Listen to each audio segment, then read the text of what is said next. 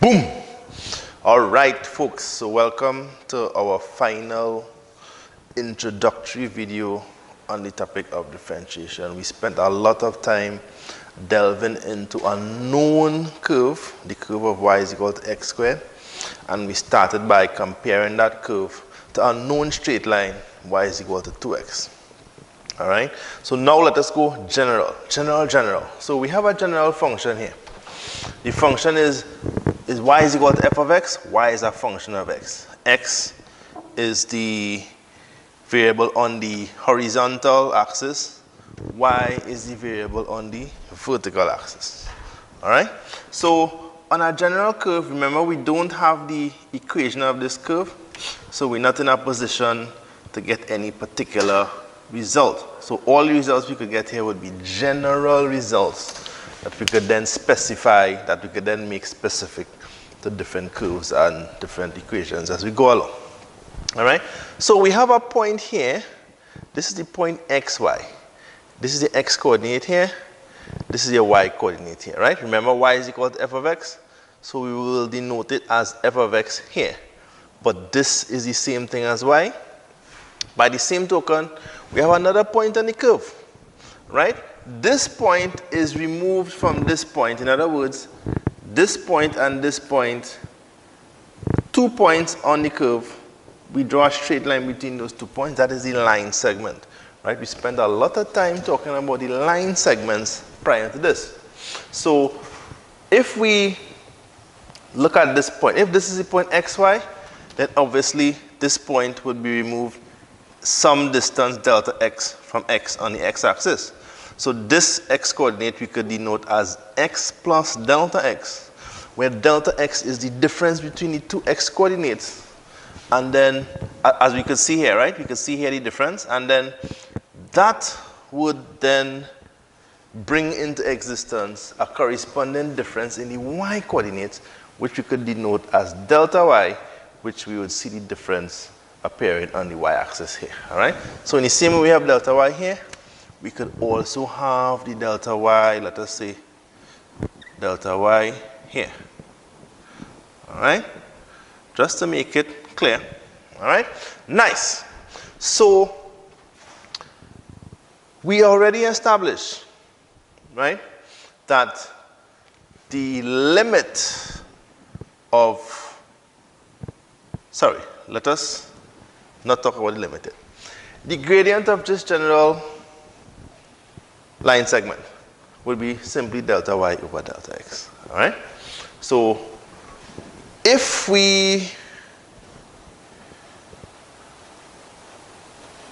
let me just call it m for the time being.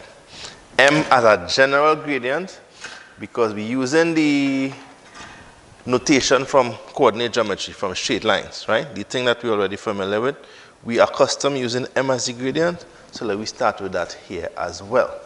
So if we say that the gradient of the line m, the red line, sorry, the gradient of this red line segment, all right? Let me use the red just to denote that.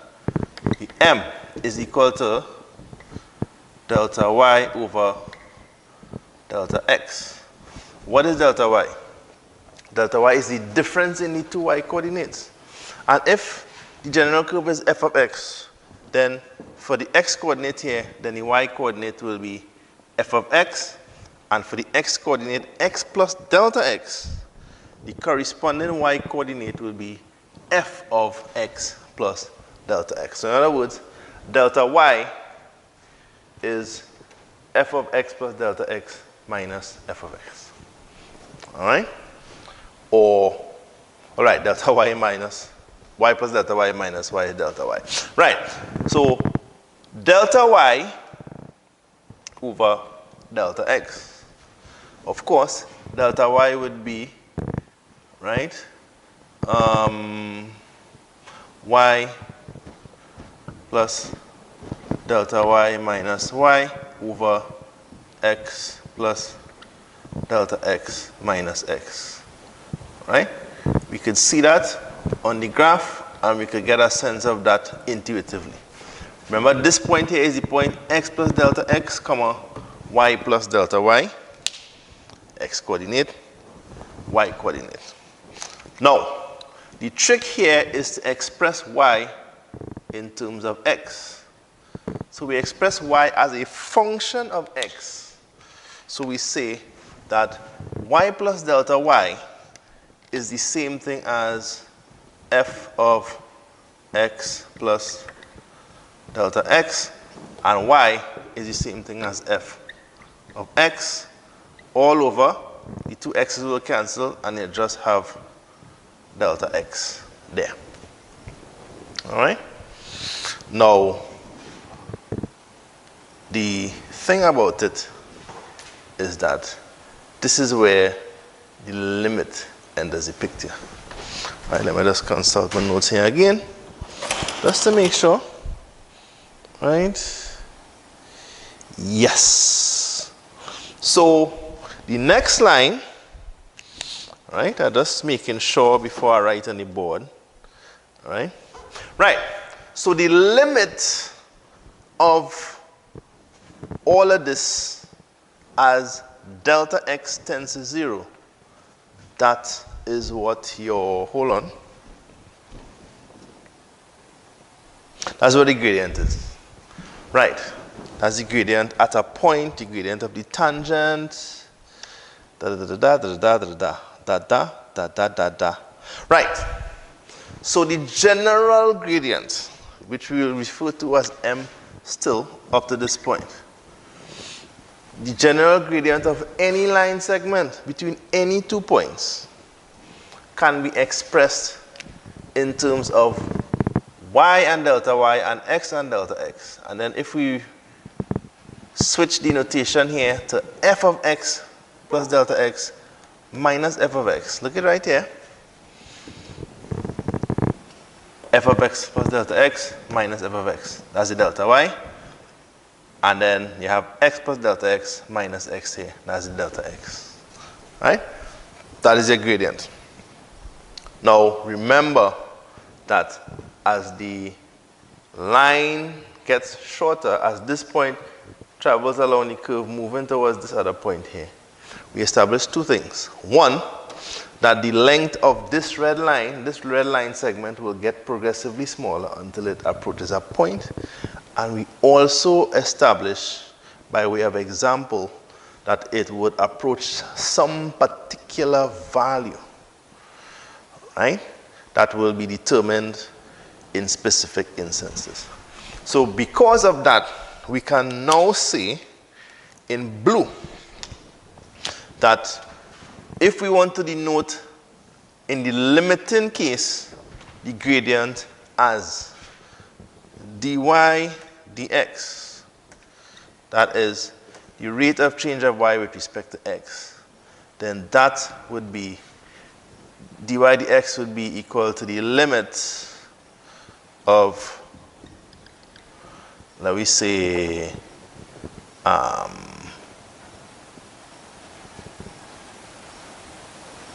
hold on. Let me go on this side here. Your gradient, dy dx. Dy dx will be equal to the limit of m as delta x tends to 0. Alright? Equal to the limit of the gradient m as your delta x. Let me write this a little small now. Delta x tends to 0. Right, so as delta x tends to 0, the limit of this gradient m, the limit of this red gradient will be, now, I could put it in here. Let me put it in green. The gradient of the tangent at this point. You see the tangent there? That is the tangent. That's the gradient. All right? So the dy dx is the gradient of the tangent. The m is any general gradient for any line segment as this point travels towards this point, as we established in the example with y equal x squared. Once you reach here, you'll get a very specific gradient. You'll get one unique value, which would be your dy dx. So in other words, dy dx is equal to the limit as, let me say, delta x tends to 0 of delta y over delta x. All right, I'll write this over big and bold afterwards. I'll have to go in the corner somewhere. So this is an important result here. Delta y over delta x is variable. Delta y over delta x could change. In fact, it doesn't just could change, it does change. If delta y over x remains constant, then what you have is a straight line. All right? Once you don't have a straight line, this will change as the line segment between the two general points gets progressively smaller. So as delta x tends to 0, I tried my best to write this to show that this is underneath the word, the limit word. As delta x tends to 0, which is to say, remember, delta x is the difference between the x coordinates. The only way this could be 0 is if this point coincides with this point. Once this point doesn't coincide with this point, there will be a distinct and measurable difference between the x coordinates here, which will also lead to a distinct and measurable difference in the y coordinates. Delta y would also be 0 at the point, but we're not so much concerned with delta y, we're concerned with delta x. All right? So dy dx is the limit as delta x tends to 0. This is the condition for tangency. As delta x tends to 0 of delta y over delta x. So we could now say between this result, which leads to this, all right, and this will lead to this. We can then say that dy dx is the limit as delta x tends to 0 of all of this here, of f of x plus delta x minus f of x all over delta x. All right? So the point we're trying to make here is that you have to be able, in a general sense, to understand differentiation as a difference, as a limit of some difference, right? This here is the difference between the two y coordinates. In other words, this here is your delta y. That is your delta y, right? Y minus y is delta y. X minus x is delta x, right? Sorry, the x will cancel. X minus x is 0. Y minus y is 0. So delta y over delta x is the same thing as y plus delta y minus y over x plus delta x minus x. So down here you're just left with delta x alone. We're not sure what this would look like because we don't know the equation of the curve. So if we don't have a specific equation of the curve, then we have to stay general. And general means that if y is a function of x, then y is f of x. So the y coordinate of x plus delta x is y plus delta y. The y coordinate of x is y. We express this as the function of x plus delta x. So in other words, the y coordinate of x plus delta x could be expressed as f of x plus delta x, as we see here. The x coordinate is x plus delta x. The corresponding y coordinate is f of x plus delta x. In the same way that the corresponding y coordinate for x is f of x. So that is how we get the difference between the two y coordinates here. F of x plus delta x minus f of x. And we already established that the difference between the x coordinates is just delta x. Look at here in case you wasn't sure. Delta x. So we have an expression here entirely in terms of x. We express the y coordinate of this point as f of x plus delta x, we express the y coordinate of this point as f of x. So we have an expression with only x in it, if x is the variable. All right? And that allows us now to get very general, so that regardless of what equation we have, once y is a function of x, we can express the general differential in terms of the limit, right? Where dy dx is a specific notation to denote the limit of the general gradient as delta x tends to 0. When delta x is equal to 0, you get this green line here, which is your tangent. So that the dy dx is the gradient of the tangent at the point, and that gradient is the limit of the general delta y delta x, and that limit exists when delta x is equal to 0. So as delta x gets progressively smaller, as delta x approaches 0, your delta y over delta x would approach a particular value. That value is the dy dx. So to go back to the equation, to go back to the curve we were using before, right? We had delta y over delta x ranging from 6 to 5 to 4 to 3. And then we got it from 3, we went to 2.75. So in other words, as delta x got smaller, your delta y over delta x moved from 6 to 5 to 4 to 3. And then from 3 it moved to 2.75, and then 2.5, and then 2.25, and then 2 point something. And then we got as far as 2.001. And if we made delta x even smaller, which is to say the difference between the x coordinates of the 2 points was even smaller, which is to say that the point gets even closer to the original point here on the curve. Once that difference becomes 0, then delta x over delta y is equal to the limit, which is dx dy, right? The derivative of y with respect to x, which is to say the rate of change of y, the ratio of y to x. The rate of change of y, sorry, I shouldn't use the word rate. I have to be very careful. The word rate has a very specific connotation, which we will deal with later, not in this video. So the ratio of the change in y over the change in x approaches a specific value, which is the gradient of this green line here, which is the tangent. It's a straight line, so it could only have one gradient.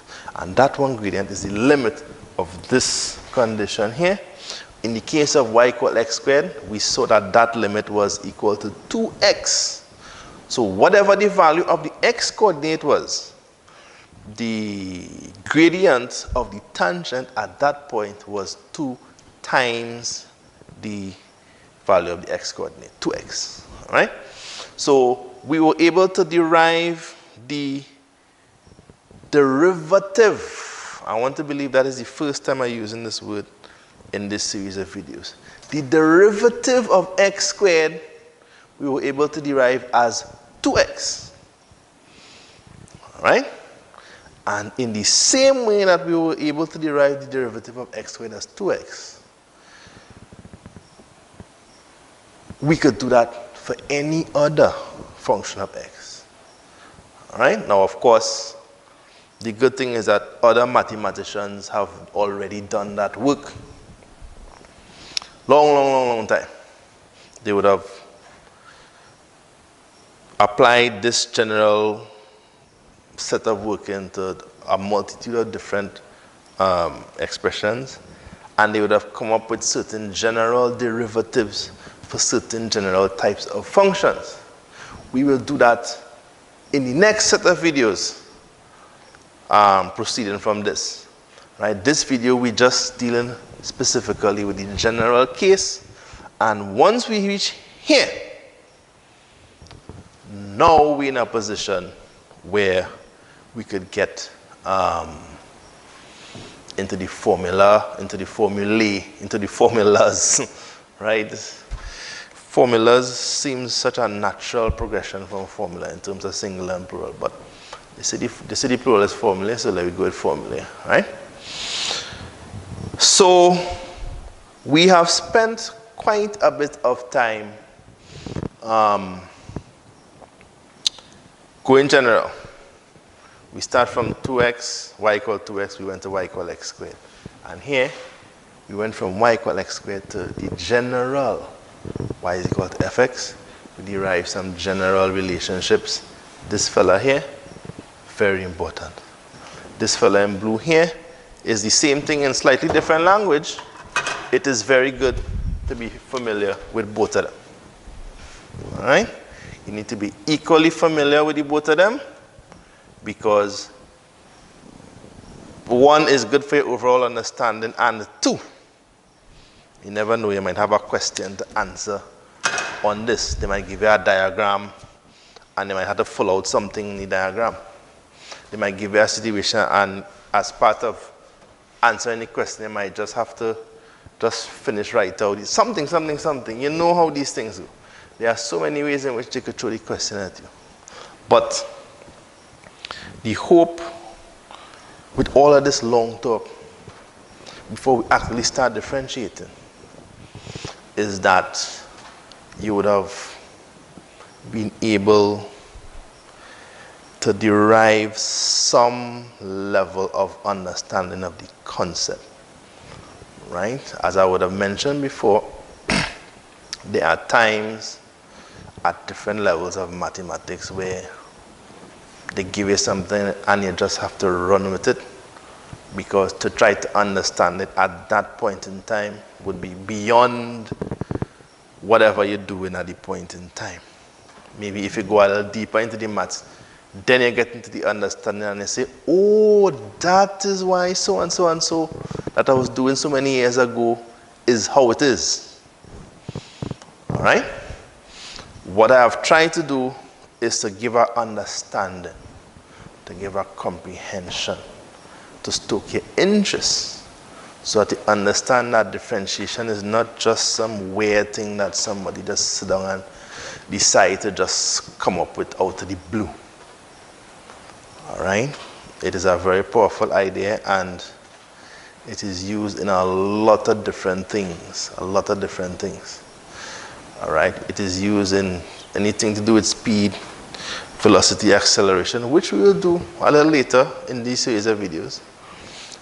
It is used a lot in electronics, electronic applications, and that kind of thing. A lot of things that we derive the benefits in our modern society of this kind of work.